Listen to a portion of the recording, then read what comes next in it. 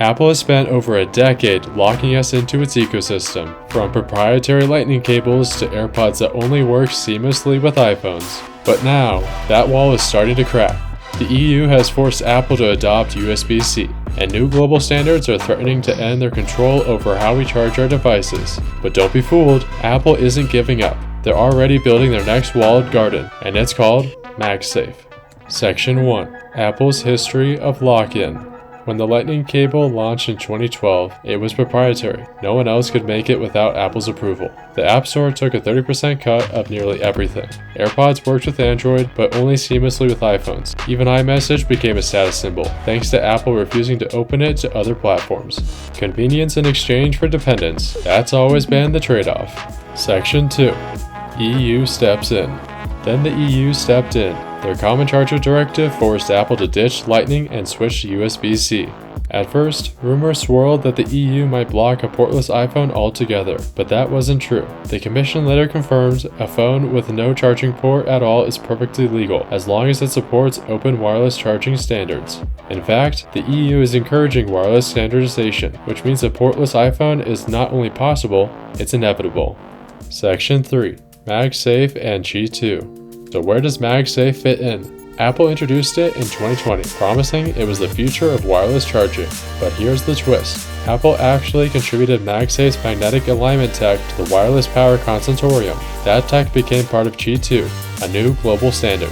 Now, Qi2 chargers work on both iPhones and Androids. On the surface, it looks like Apple is finally opening up. Section 4. The catch. But here's the catch. First, charging speeds. Qi2 chargers max out at 15 watts. Apple's official MagSafe chargers, they go up to 25 watts on the latest iPhones. So yes, Qi2 is universal, but if you want the best performance, you're still locked into Apple's ecosystem. Second, data transfer. Lose the port, and you lose the wire transfers. Right now, a filmmaker can move a 100GB 4K ProRes file from iPhone to Mac in minutes using the USB-C. Over Wi-Fi, that could take hours, which means Apple gently nudges you toward iCloud. Their cloud, their storage fees, their rules. And third, repairs. Ports aren't just for charging. Technicians use them to restore software, run diagnostics, or even bring dead iPhones back to life. Without that port, independent repair shops lose access. Suddenly, Apple isn't just controlling how you charge, they're controlling who can fix your device. So let's be clear, a portless iPhone isn't just about sleek design. It's about control over your accessories, your files, and even your right to repair. Section 5. The bigger picture.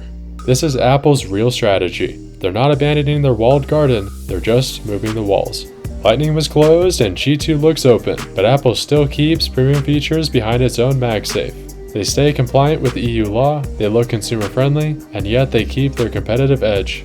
The closed ecosystem is not dying, it's just evolving. Conclusion. The next stage. Apple wants you to think a portless iPhone is about progress, but really, it's the next stage of their walled garden, one where they decide how you charge, how you transfer data, and even how you repair your phone. So the question is, will you buy into it, or is it time we demand a future where our devices actually put users first? Thanks for watching. If you learned something new, drop a like, and hit subscribe for more breakdowns like this. Let us know in the comments. What do you think Apple's master plan is? See you in the next one.